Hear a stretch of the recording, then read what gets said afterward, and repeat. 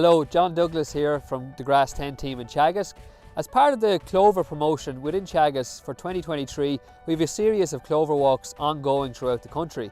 And these are to help get more clover onto farms and teach people how to manage clover under swards, because there's huge potential to reduce the amount of chemical nitrogen that we're bringing onto farms by actually getting clover established and building our own nitrogen factory from the clover.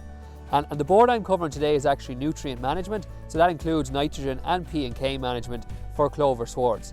The first thing behind me here that we want to look at is the slurry. Okay, so there's a lot of nutrients on farm without bringing any more in, and we need to know what is in those nutrients because there's huge variation. So my advice is to get your slurry tested, because that will give you the indication as to how much fertilizer you actually need to buy into the farm, because farmers could be bringing on more nutrients onto the farm than they actually need. So get that right and get it tested. Secondly, we're looking at red clover, okay, in silage situations.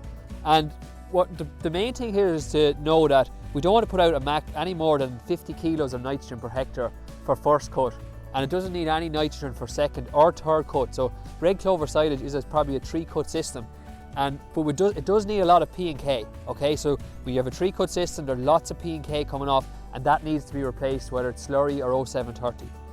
And lastly, when we're looking at white clover in the grazing situation, we're going to put out similar amounts of chemical nitrogen fertilizer during the springtime, and then it's into late April to late May when we're starting to cut back and actually reduce the nitrogen in those situations.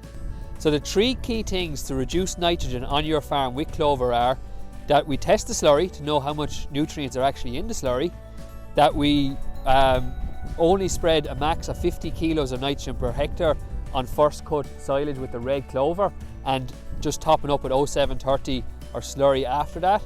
And the last one is that we're actually keeping the same amount of fertilizer out during the springtime on grass swards versus grass clover paddocks, and then reducing back nitrogen from May onwards.